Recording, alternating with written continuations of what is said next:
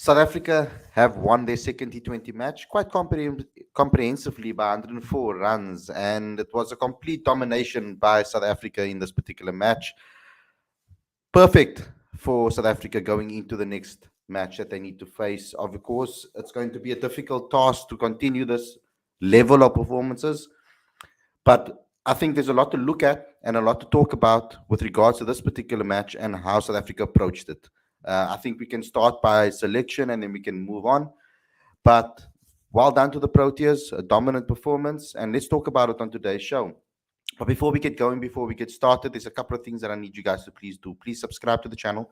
Click that notification bell for all future videos as well. This is obviously a call-in show, so you guys can call in on the show a little bit later. The link is pinned to the live chat as well. Download the latest issue of Cricket Fanatics magazine monthly as well. It's 100% free, straight to your inbox every month. The link is on the screen as well as in the description. This is the latest issue. It's all on Kagiso Rabada and the bowling units and the batting units and how we faced it and how we prepared for this particular World Cup. So please download the latest issue. Every issue is 100% free, straight to your inbox every month. We also have our reports for the matches. Of course, it's all on cricketfanaticsmag.com. So please go ahead there too and follow us there. And if you want to help us grow and promote South African cricket, become a patron today. The link is on the screen as well as in the description. So let's get straight into today's video. Looking forward to discussing everything with you guys. I'm really excited about this win, very happy about this win. But I hope that we keep our heads level and we focus on the next game now, put this one behind us and move on to the next one. But let's, us as fans, just celebrate this a little bit. So I'll see you.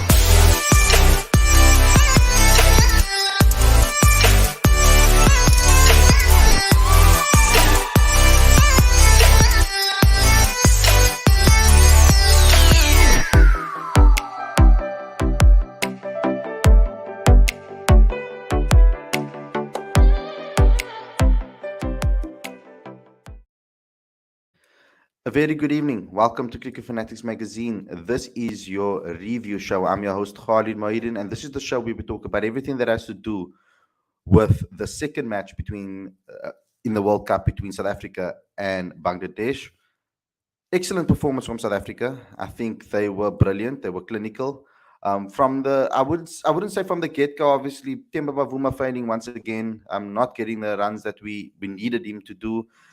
It's the wrong time for us to get players into form during a World Cup. I feel, like I said before, I thought that that Reza Hendricks deserves a spot as the opening batter in this particular tournament. But I can also understand the fact that South Africa are finding it hard to drop their captain. So it's a double-edged sword over here. I feel it wasn't a good performance by Pavuma, of course, but luckily the rest of his batters, or at least two of his batters, could perform. 109 or 56 balls from ROSSOUW and the Cock 63 or 39 deliveries. Brilliant performance by them. I think it was a 163-run partnership, the highest ever World Cup partnership by any batters. So I think it's an excellent performance from them. As a pair, they were ruthless, they were clinical. Amazing performance. I know there was a lot of talk about the two spinners playing in this particular match. I was very confident that the two spinners should play at this particular ground, which is supposedly the most spinner-friendly ground out of all the Australian grounds. Sydney is known to be the spinner wicket. And South Africa did that. They went with both spinners and both did exceptionally well. Nortje was the best bowler, of course, with 4 for 10. Of 3.3 overs, and then we had Shamsi 3 for 20 in 4, and Maharaj 1 for 24 of 4, and Rabada 1 for 24 of 3. So a brilliant clinical performance from South Africa with the ball too. Very important for net run rate as well. So South Africa sitting in a very dominant and dominant position currently with regards to this. But after this particular match, even though they had one game rain out now.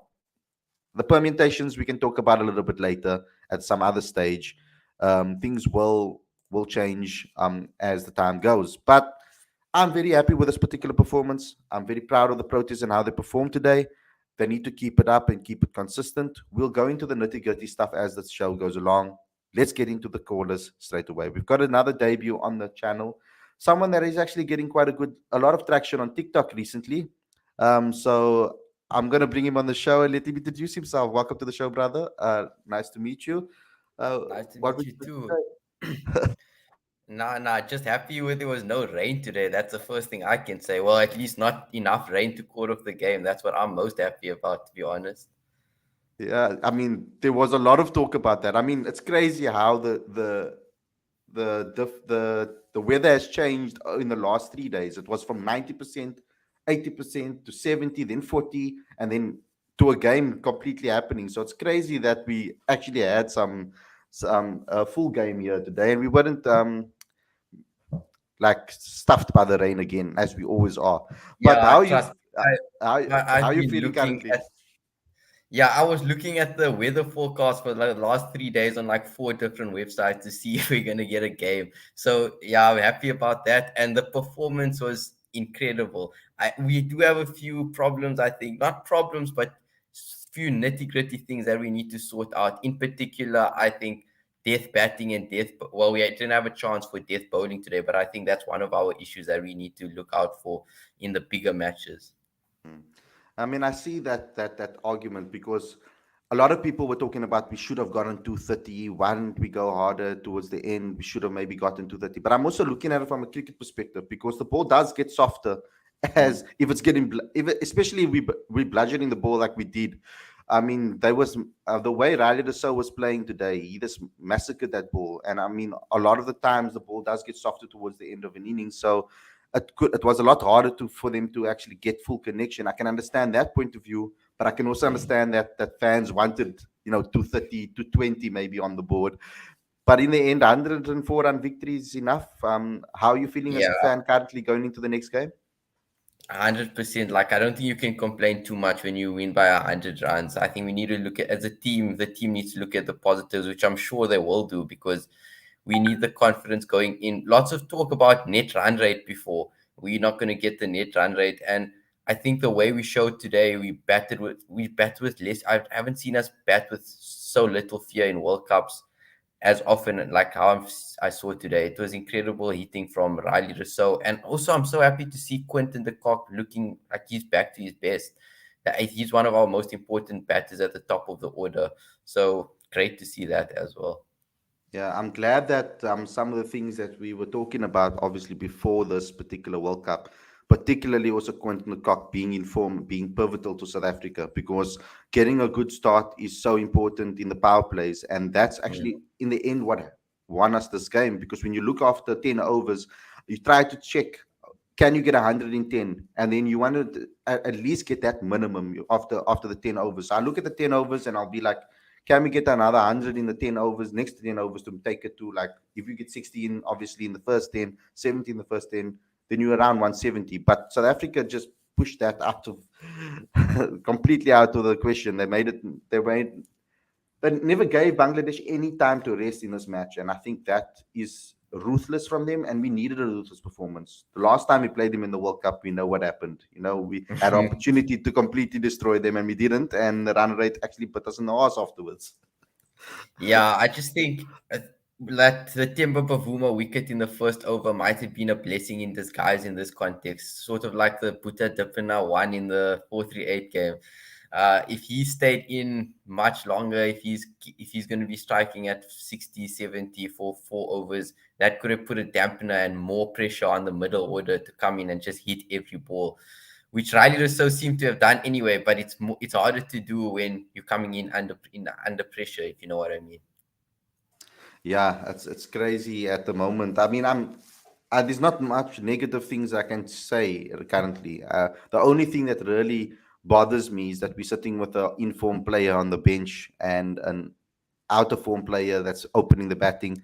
I do understand the captaincy narrative because, I mean, if I look across the Mm. other teams, a lot of the captains are struggling, and a lot of them are top order batters. Aaron Finch, Rohit Sharma. You can look maybe even at Baba Azam in the first game. I Kane know they Williamson haven't. as well. Kane Williamson as well. So it seems to be, and they're all kind of similar type of batters in a way, you could say, with regards to strike rate. Maybe not exactly the same. I mean, I Mm. obviously think that Temba is the worst one out of the lot, out of that group, I feel, with regards to recent form. But it does. I mean, what I like about Timber is the calmness that he shows as a captain, and Yeah, it's 100%. some. And I think for South Africa, it's so important because we always crack under pressure when we when we're under pressure. And in World Cups before, we've always choked. So I don't know if he will or he won't. But so far in times, Timber's been very calm under pressure. But I don't think every single time we're going to get a situation where the rest of the batters are going to perform like RILEE did today and Quentin did today. We're going to need him to step up in at least one or two games this year if he wants to at least have a good performance with a bat or be considered as a batter in this format. What do you think we should do with regards to Timber currently? Do you continue with him because we've won the match and he's the captain? Or do you bring in someone like Riza Hendricks who is sitting on the bench waiting? So for me, I think Temba is picked because he's captain. So whether he should have been appointed captain when he was appointed is a different story. Maybe like that's a story for another day. But he's there because he's captain. Whether his captaincy is as important to us as maybe Riza Hendricks batting, I personally don't think so. Captaincy is important, but we have experienced players in the team who can lead the team in tough situations. I'd look at Keshav Maharaj. He's led the Dolphins to their T20 campaign. I don't know if it was last year or the year before. I think he's a calm captain, and he looks like he's our first choice spinner in the tournament.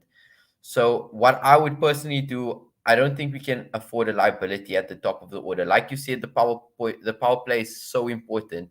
If Quinton de Kock doesn't get off to a good start, which is possible, it's T20 cricket, anything can happen.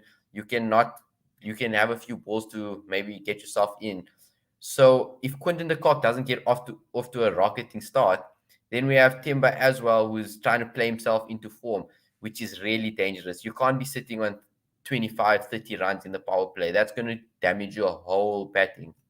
So what I would personally do, get Riza Hendricks in. He's probably our most informed batsman, maybe after David Miller right now. So I would put Riza Hendricks in opening the batting. Timba's gonna they have to Timba has to say himself like he needs to not step down but have a rest for this World Cup or maybe until Riza gets out of form if that happens. That's what I would do personally. Hmm. Yeah, and I can see that point 100%. And like I said, South Africa sitting with a tough decision to make. There was another decision that they needed to make. In my opinion, obviously, I think the our best T20 bowler never got an opportunity to obviously play. Andrik Nokia got the nod ahead of Lungi Ngidi. And a lot of people probably spoke about that on social media and seeing it as a negative. And I was sitting before this match and I said, I'm not really worried on who plays between the two of them because they both add value to the team in their own way. And it depends on what is going to be more deadly on that particular day. And I felt that the pace against Bangladesh was going to be more deadly than the change ups and the slower deliveries. I think actually Lungi Ngidi might, his type of bowling in this particular match without having that raw pace could have actually played into Bangladesh's favor in a way because I think they would have been able to get their eye in a lot better against his slower deliveries than someone that is bowling raw plays 150 like Andrich was. They didn't have an answer for him today. So the right decision was made in this match, and I think we need to obviously be understanding about what they do with regards to why they do what they do when they're selecting their bowlers, because in this on this particular wicket, we saw in previous matches how the seamers performed, but we also saw how the spinners performed. So, what was your thoughts on that, on the two spinners, and the fact that they picked Andrik Nokia for his raw pace? It seemed like it on this wicket.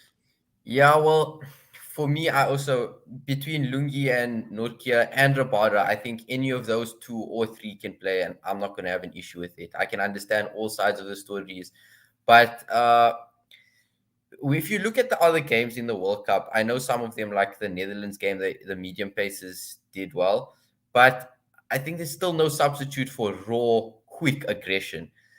Like if you bowling at 150 k's an hour, it's not going to be easy to get away, especially in big boundaries. Unless you top edge it, it's not going to be easy to get away.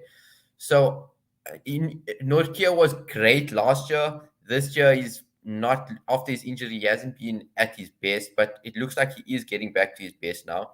So I'm really not fussed about who we go with in Gidi, Norkia, even Rabada. Like, I don't think it makes a difference. I think Ngidi does have a bit of inconsistency in him, and he's looking like he's bowling those slower balls a bit too much, and it's becoming a bit more predictable. But I still think he's a fantastic bowler and can do a job 100%. With regards to the two spinners, I don't know. If you asked me this last year, I would have 100% said Shamsi has to start. He's been our best bowler. But now I think when you look at it, it depends on the situation. I think if you're going to be playing India, for example, I don't think they're going to have a problem facing the spin of Shamsi. I could be wrong, obviously, but I don't think they're going to have a problem facing Shamsi. Maharaj, we just know what we're going to get from him. How often does he go for more than 10 and 8 and over? Like, you don't see that very often at all. He keeps it tight. He's going to go at 7 and over, 6 and over, maybe pick up the odd wicket. And I think his calmness as a captain, as a leader, it also plays an important role in our team. I think he's a very smart player. He knows the game very well. So I agree that Maharaj should be our first choice spinner this World Cup. And I think Shams is going to be playing depending on the pitch, depending on the opponents. But yeah, that's what I think. I don't mind either Ngidi, Norkia, and Rabada or two spinners. I think our bowling lineup is fantastic either way. It's just what they think is going to perform regarding the opponents and the pitch. Yeah, and I mean, I've seen this narrative. I mean, people had a go at me on YouTube in the preview, and I said that I would like to see two spinners play on this particular wicket because of what I've heard about this wicket. South Africa obviously agreed, and not agreed, but I mean, South Africa obviously they had those thought processes in their mind and went with that. And there's a narrative, of course, because of subcontinent teams that they can play spin better and they're more comfortable against spin. I agree with that if it's in their conditions.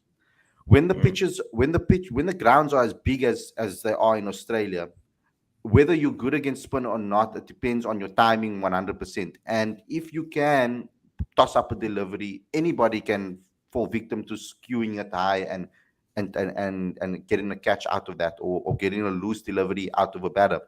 I feel that the bigger boundaries force that. And if a team is pinned back, it's always nice to have a spinner in your team that can really force that to happen, because that's what spinners do for you in T20 cricket. We can see it. They've been taking wickets across in every single ground at the moment in this tournament so far. The spinners have been quite good. So that's the only time when I don't go with the narrative of playing spin, because you're a subcontinent team, you can play spin automatically. I feel that the pressures of the game will force you to make a mistake, especially against the slower deliveries and the spinners. So that's why on a ground like this, that I knew if it was going to be a complete match, there was obviously going to be some sun. I don't think it would have affected the game with regard, or affected the balls spinning too much, but at least it would have forced players to play shots and make mistakes. You could see people trying to come down the track to try and double step, because you want to go big against the spinners, and then ended up getting stumped, etc. So it's a difficult decision. But what I'm happy about is that South Africa have probably the most balanced squad we've had in a very, very long time. Whereas no matter what the conditions are, we can pick an 11 that will be able to play in that conditions. It's just about making the select selection on the day Mm. and hope that the guys can be in form. So when we're talking about the next game, we've heard that Perth is a ground that is going to be a lot more bouncy, a lot more pace friendly. Do you, as a South African fan, want to see a full seam attack, or would you still play one spinner in your team as just in case? Like I said, you don't see Keshav. With the way I'm talking about it, he's probably going to go for 20 and over next game. But I don't see Keshav Maharaj going for more than 9 and over very often. So, and he's batting. So Keshav Maharaj can bat a little. And I think with Wayne Parnell coming in at 7, I don't think he's a strong enough batsman. I think Dwayne Pretorius would have been a much better fit at 7. Yeah. But with Parnell coming in at 7, he's not a strong batsman. I think we need that extra batting comfort in Keshav Maharaj coming in at 8. He's a spinner who, even if the pitch does bounce a little, not spinning a lot, he can just bowl it in, get the wicket to wicket, take some pace off the ball. In a pitch that's not going to turn that much, or a pitch which is not too spinner friendly, my pick would be Keshav Maharaj for sure. Especially, I feel like when Shamsi is under pressure, he doesn't bowl to his best. I think he can go for a few in those situations. So my spinner would be, I'd pick one spinner, not two, that's for sure. But I wouldn't go with the all pace attack, and mainly that's because of Keshav Maharaj's batting, which we need. We don't have another bowler. Look, we have Rabada coming in at 9, Norkia and Inkidi. Then you can't expect much from Inkidi and Norkia at all. So I think we do need Keshav Maharaj there as an all rounder. Hmm.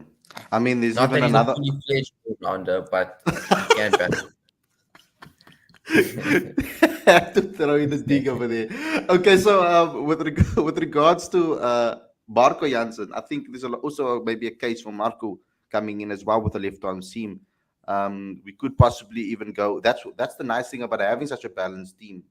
So you could possibly go to lengthen the batting a little bit, but that means obviously then you have to make a decision then on two players, and that's the difficult part, is leaving. Who do you leave out? That's the big $1 million question, of course. Yeah, when you win by 100 runs, you can't be making too many. Too many changes, exactly. Mm.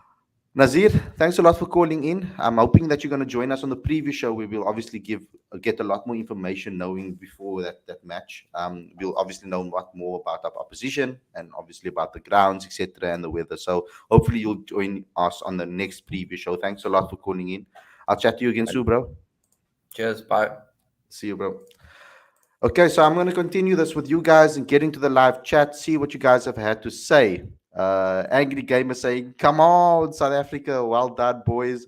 Michael Joseph say, "ABD played 80 T20 internationals, couldn't score an 80 for South Africa, but Rousseau coming back after 7 years scored 2 consecutive hundreds and a 90 as well. Mind-boggling. Surely Bavuma can't be opening." Statement win by the Proteas, massive NRR or net run rate 2. Will feel like an unofficial extra point. We needed that. Khalid. Yes, Taksin. Big win today. Um, Michael saying Rousseau is the best T20 batter. It feels like he is born to play T20s. You know, that whole situation with the Colpack really irritated me back then, because I really thought that this guy was going to be the next big thing for South Africa, take over from A.B. de Villiers and be the star. And then he went away, and we kind of was robbed of almost 5-6 years of seeing this player play for South Africa. I mean, he was one of my favorite players at the time. I was really heartbroken when he left and in the manner in which he left, but he's back now and doing the business for South Africa, and I'm happy to see him in full swing. That was absolutely brilliant for my boys. Super performance. I'm just really worried about Temba Bavuma. We need Riza in there ASAP. Big win today. Feel bad for Temba. Nothing much he can do. He's just not good. Not much else he can do. Today also showed why it's important for Quinton de Kock to have a partner who takes all the pressure off him. A player who is attacking just like he is. No pressure on him to make the play only. That's also a good, interesting point, because there is an option also of playing RILEE ROSSOUW as an opener. And they may be bringing a big hitter in the middle order like Heinrich Klaassen, someone that is also extremely informed. But I think that the way Riza has performed and the manner in which he approaches his game, I feel that he's a lot more adaptable than he is in the past. And I think that he will be able to suit Quinton de Kock quite well, especially Quinton de Kock in form. This performance from Quinny, I'm very happy about. It takes off pressure with regards to him feeling that he now needs to perform every single match.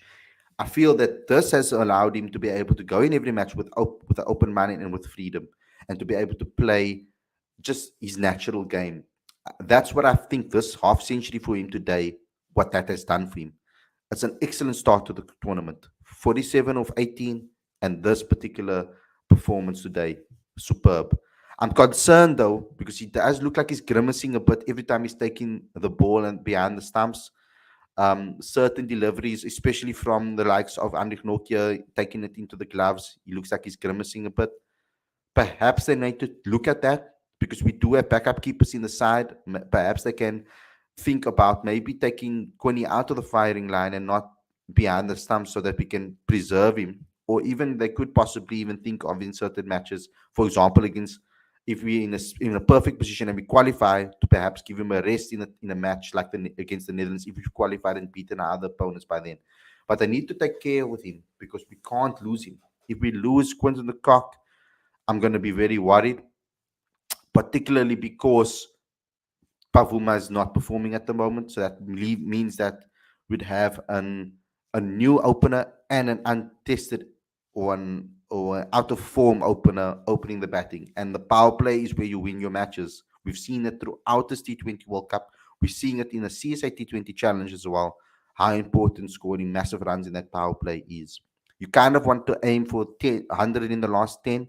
So it's very important that in that first power play, you take the pressure off yourself. Get to 60, 70, 80, or even 90 if you can. It will really put yourself in a top position, like South Africa did today. If Rassie van der Dussen had batted at 3, SA would be so much more weak as Rassie van der Dussen takes a lot of time to settle in. Rassie and RILEE are completely two different players. Rassie van der Dussen is the perfect player that to have if you are a wicket down and or couple of wickets down, and you have someone to kind of steady the innings and kick on. Um, I still feel that he will be missed in this tournament because he is a fantastic batter. And it would have been nice to have another player that is incredible at keeping an innings together in the team, especially in these conditions currently. The conditions are not always going to be as friendly as it was today. In both matches played at Sydney that I saw with New Zealand as well as South Africa, the team that batted first won the match and put on over 200, 200 and 204. So South Africa at Sydney, or the games at Sydney, are possibly going to go like this more often than not. Winning the toss puts you in a strong position to win the match. And that's just how it went today, and that's how it went between Australia and New Zealand as well. Khalid, Sydney is the perfect for two spinners. Perth ain't, so hopefully we will make the wise decision of Perth. And I agree with you over there. Perth is not going to be the same conditions. I hope that we pick the right team based on the conditions. Very important that they do so. Where are all the coordinators at? Where's the guy who said that the Proteas should look to pass him? Like I did say, guys, and I know I got a lot of criticism for it. But what I did say, guys, is that with a guy like Quinton de Kock, sometimes you need to push through the difficult times because there is light in the other tunnel. And I said that this is a continuous pattern. It's a pattern that I've seen with Quinton de Kock over his career, where he goes on a lean run of form, and then he suddenly causes a cluster of runs, and he's doing it again. So we're seeing Quinton. This is what we get from Quinton, and this is how we know Quinton. So I do think that it was the right decision, obviously, to stick by him. And I always try to speak about what is the best for Quinton and how to get the best out of Quinton. That was my main aim because I think if you can do that, you are almost always going to win a match or put yourself in the best position to win a match if Quinton de Kock is in full flow. We've got another caller. Tahsin is with us. How's it, brother? What would you like to say? Hi, Khalid. How are you keeping? I'm good, thank you. How are you? Can't complain. That was a clinical performance by the Proteas. So all smiles. What a performance! How are you feeling now? What what was impressed you the most about South Africa's performance today? Would you say? I think they fought. They gave it all. They didn't hold back. We've seen them in previous games hold back. Sometimes you get frustrated. They're not finding boundaries. They're hitting to players. They found the gap. Riley was excellent. Quinton was good. The betting was good. Only question mark is Babuma. You know, I've always been on your show and I've been uh, critical of him. We've got Riza on the bench who's been on form. So that's a big question mark. Leadership, we've got Maharaj and Malak, both there, who can take up leadership. So I've never seen Bavuma play the whole season or score a good inning the whole season. So I don't know why we're sticking with him. You know, Yeah, one thing comes to mind is when the World Cup comes around, you need to have a team with no kings in. And having Babuma there is the king, unfortunately. And you have to play your strongest 11 if you want to win a World Cup. Yeah, and I get that 100%. It's funny. I looked on social media today and I saw someone post the top five scorers, or the highest scores in T20 cricket by the South African team, and who are the top scorers. And funny enough, Timba Bavuma's in there with a 72. Um, you know, my thing about Timba is it completely depends on what we need from our openers in that particular time. Yeah, Timber might be able to play one innings where we are struggling and the wicket is sticky, and it's difficult to get runs, and we need to run between the wickets, and we need maybe someone to prolong and stick through and that 170, get us to 170. He might play one or two innings, but is it worth it to risk that? That's the question. Because if it doesn't work with Quinny and we lose Timber, then we're in real trouble in that middle order. But then again, when you look at the likes of Aiden and you look at the likes of Riley, they should be able to pull you out of trouble. So exactly. it's a risk that South Africa is taking currently. It's a risk that South Africa is taking it's almost like they're risking the fact that they want to make sure that they have their best captain available, and they're willing to risk his form currently, which I think is a very risky thing to do. I mean, I'm someone that I've that I've people say I've defended Timber on this platform.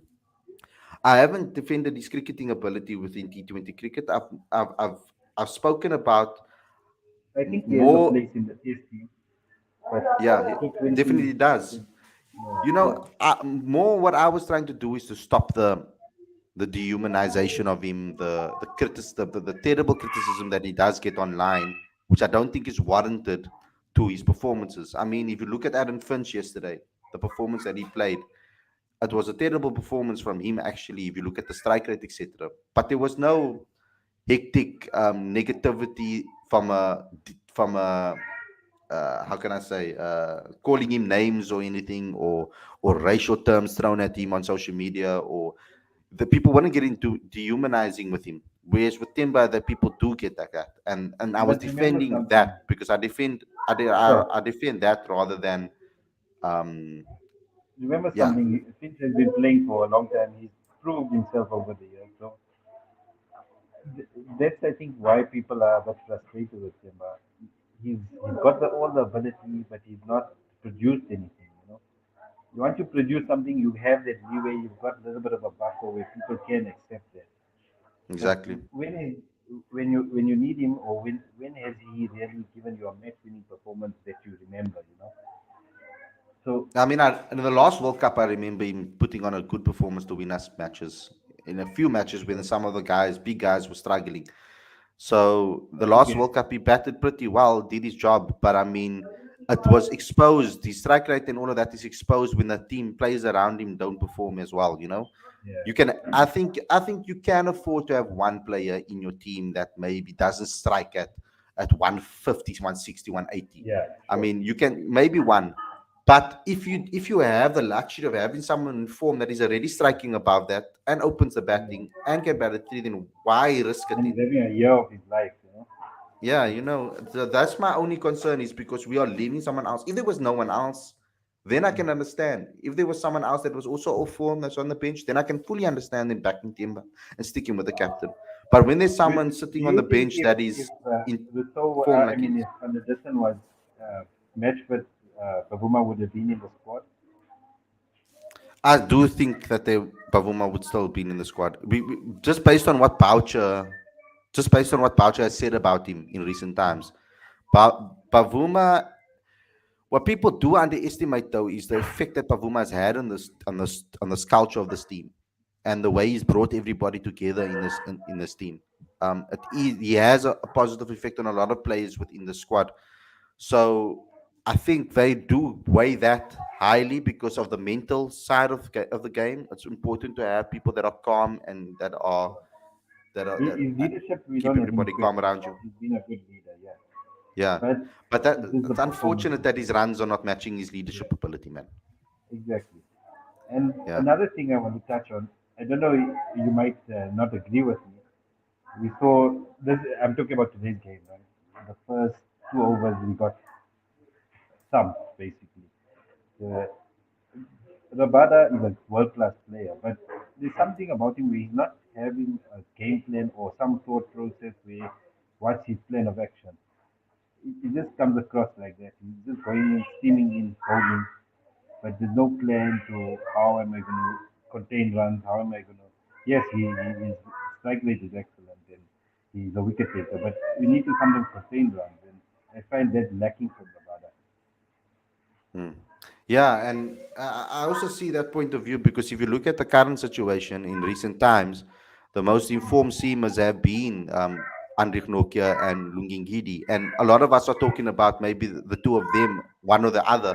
Is it a possibility for you to maybe rest Rabada maybe in a couple of matches? Do you see that happening? Maybe bringing in the likes of Marco Janssen for an extra batting option and playing both and Lungi and in Gidi, Lungi and Anik Nokia, sorry. Yeah, so I think competition is good, and we've got good competition in the squad. Why not? I mean, give the guys a chance. If you're seeing a poor performance from Rabada, maybe give him one more game, and if there's a poor performance, drop him, and then that gives him the impetus to say, you know what, I need to step up and I need to get my act in order and maybe fight for my position, and we'll see a better Rabada for it. Mhm. Taksin, thanks a lot for coming on, brother. I'll chat to you very, very Thank you, soon. Manuel. Thanks a lot for calling in. I'll speak to you very, very soon. Yeah, no. Look here, guys. I'm not defending Timber like you guys are saying that defending Timber. I've said it how many times more can I say it on the show? I've said it in my preview. I've said it in my reviews. I've said that Timber shouldn't be pl- playing from a batter's perspective in this match. I do believe that Riza Hendricks is the better option at the moment. But I said I understand why Bouch is holding on to him because of the captaincy vibe, and you don't really want to necessarily drop your captain. And I can understand that that's the way he's going. But I'm not defending him the way you guys are making it out to be. So I just want to get that out of the way. I don't know how you guys see me saying that Riza Hendrik should play over Timba as me defending Timba blindly. I don't understand where that narrative comes from exactly. So yeah, let's get back into the some of the live chatting to see what else you guys have said. Um, Khalid, why don't you review all World Cup matches? Because this is a South African cricket channel. That's why. We are focusing on South African cricket on Cricket Fanatics magazine. I know a lot of you guys want to tell me how to run my channel and I must do everything and whatever the case may be. I have a plan. There is a focus. There's a goal.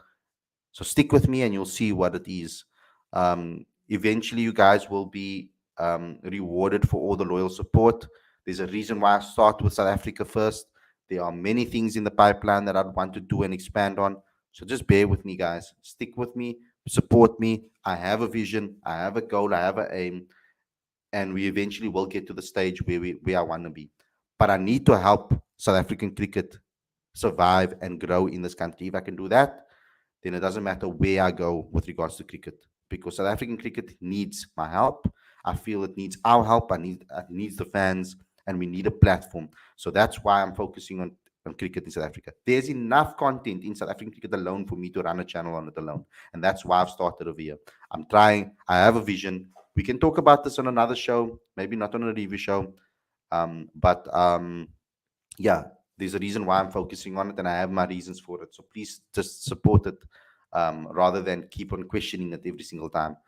Because I've seen a couple of people question it on YouTube. I'm not obviously aiming it at you right now. Um,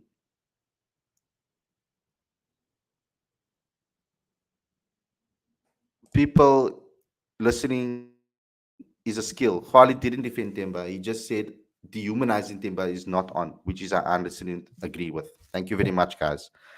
Um, yeah, dehumanizing Timber is nonsense, but playing Timber doesn't make sense with. And I agree with you over there. 100% agree with you. That is my only defense. The only time I've defended Timber is when he gets dehumanized and criticized to the degree where it's nothing about cricket. I've said it on many occasions. Criticize his cricket, criticize him for his form, whatever you want to do. Tell him, say that he can't play cricket. Tell me that he's whatever the case may be. But when it becomes racial and quote this and and this and that, and it becomes dehumanizing. That's where I step away and I say, well, that stops, and I will defend him from that aspect. But I've said it often, and I'm going to say it again. I still believe that the opening partnership for South Africa should be right. It should be Quinton de Kock and Riza Hendricks currently. That's 100% based on form, in my opinion, especially when it comes to World Cups. When it comes to World Cups and tournaments, sentiment goes out the window. It needs to be 100% about picking your best 11 for the conditions on the day. That should be the focus. 100% is what I agree with. If Boucher believes that Themba Bavuma's captaincy gives them an edge over the opposition, then he can't do anything but pick Bavuma in the team, unfortunately. But if it isn't the case, and he does believe that Miller and Keshav can do a brilliant job as captains too, and be able to handle pressure and pressure situations, and when their bowlers are getting smacked around the ground and it isn't going their way, they'll be able to make the correct calls to be able to stop that from happening, then by all means, go with it. I want to see the best team play every single game. I want to see us win matches. I don't care who they pick. And please, guys, once that 11 is selected, back the guys 100%. Criticize afterwards, but back them 100% when they are playing in the middle. Try and do that too. Holly, please review the CSI T20 League. Some good performance coming from there as well. Let's review upcoming talent. That's exactly what I have been doing, bro. If you've been following the channel, I've interviewed Senator Mutasami. We discussed his performances for Northwest. I interviewed Grant Bullison exclusively, and I will continuously be doing interviews throughout this series. I will give you guys, obviously, reviews where we can. I'm one person, bro, and I'm one person trying to cover all of this cricket in South Africa. It is a hell of a lot happening at the same time. The women are playing as well at the same time. The women's provincial league is happening at exactly the same time. We've got the women's T20 the women's under 19 World Cup, the 2023 World Cup, both in South Africa. We've got the CSI T20 Challenge, the 4-day series coming up, the T20 World Cup happening as we speak. So it is very difficult for me to cover everything, but I'm trying my best to give you guys as much content as possible. You guys get content every single day from me, and I'm going to continuously do that until I don't know, until it's over, until I get all the dreams that or the goals that I'm hoping to get. I'm going to continuously do that, etc., etc. So please go and look at our T20 Challenge exclusive interviews that we will be doing. When we don't have a preview show or a review show, that will be our daily show for the day. I'll try to get an exclusive interview on the show. If you want to keep up to date with the CSA T20 Challenge as well, I mean, I do speak about it on the shows and talk about it. It might not be 100% focused on that topic, but I do bring it up in the shows like I did earlier on. But we do have cricketfanaticsmag.com for you to keep up to date with all that. We do have content there too. So guys, you must also remember that I'm not a YouTuber necessarily, sitting on YouTube and just doing YouTube videos all day. That isn't what my entire scope of my job is.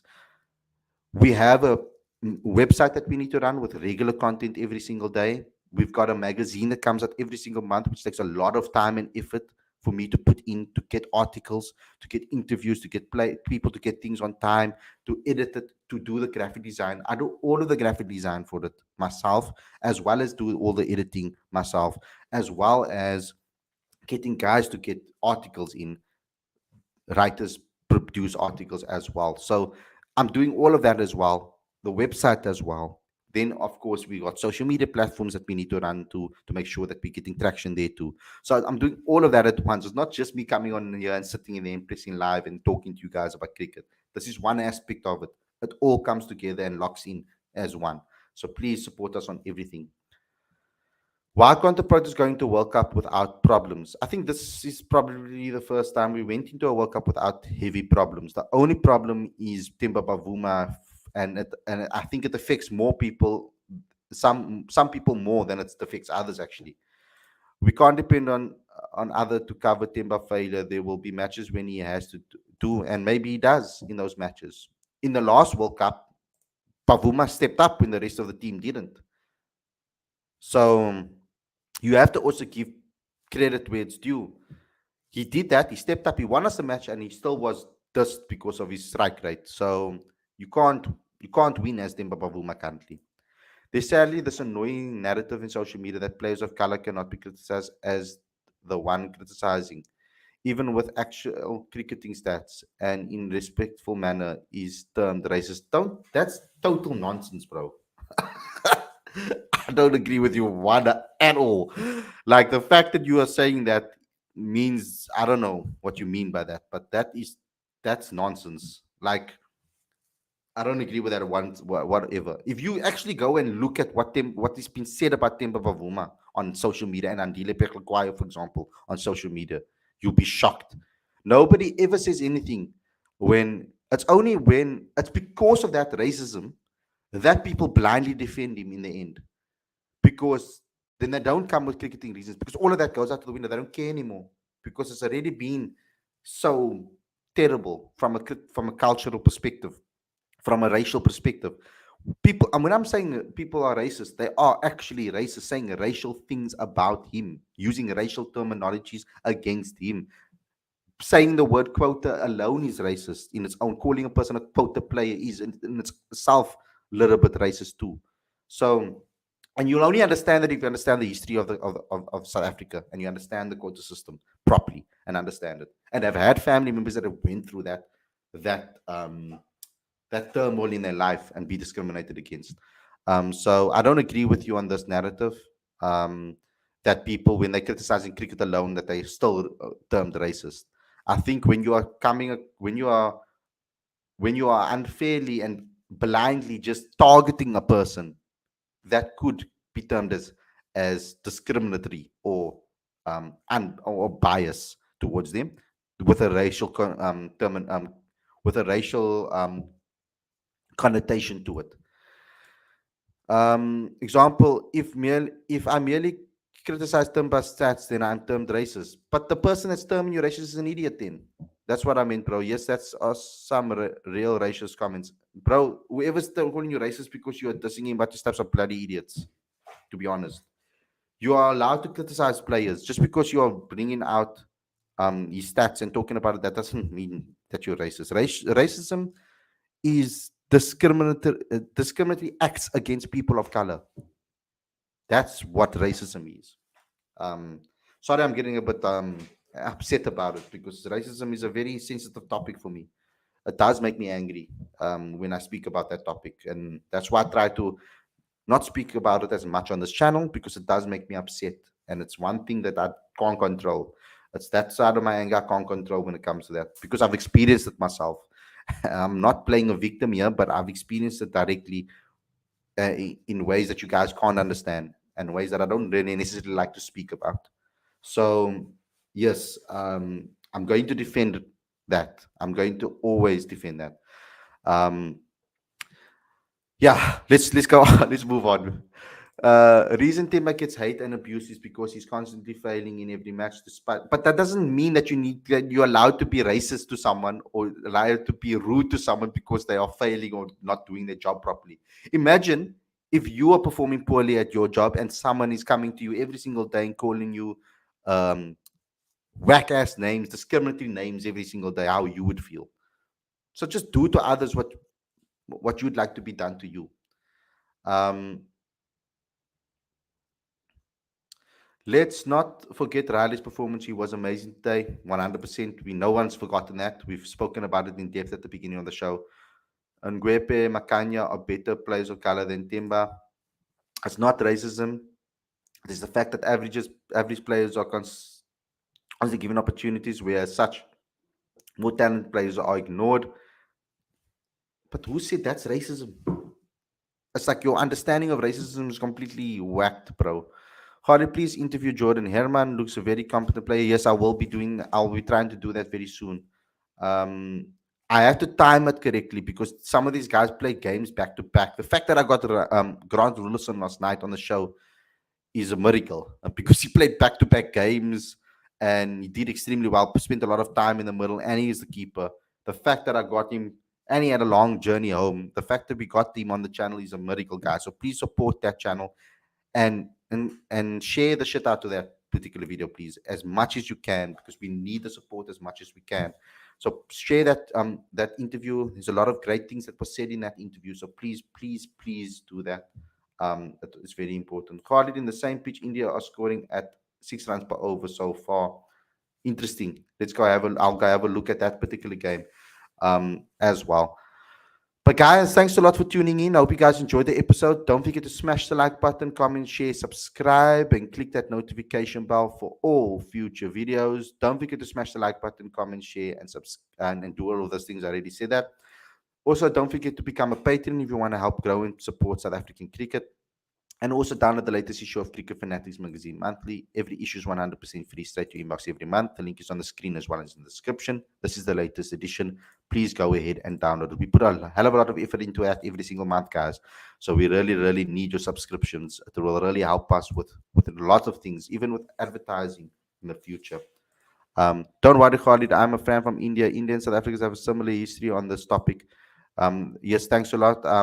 Akshay, thank you for all the support as well. Bro, sometimes when I come hard and stuff like that, I'm not necessarily meaning it to be as harsh as it comes across. Sometimes I get very excited and emotional, and I get it's a weird thing. It's part of who I am. I get very excited and emotional, and sometimes it comes across as a bit harsh or straight or a bit mean sometimes, and I don't mean to do so. I'm trying to be better. But yeah, that topic always gets my collar, gives me a little bit wet under the collar. But guys, thanks a lot for watching, and I'll see you guys very soon. We'll be doing the preview show for the next game, of course, very soon. Stay tuned. That will be at the 7 p.m. as per usual as our daily show, and I'll also be trying to get as many interviews on the show from the CSA T20 Challenge. To all of you guys that have supported us over this particular tournament so far, keep doing it, keep supporting us, keep promoting our content. Go follow us on TikTok, share our clips. Guys, if you can clip out certain things that we say as well and put it on social media, that will really help us too. On Twitter, just tag us, please, when you do it. Tag in Cricket Fanatics Mag. I don't mind if you guys are getting the views on your particular channel. That is all cool. Yeah, just tag us if you do want to take clips. Easy to screenshot it if you or screen record it, a particular clip that you found interesting, and post it online, please, and share it and tag us on social media, please. Thanks a lot for watching, and I'll see you guys very soon. Take care, peace out, and enjoy the rest of your day, guys.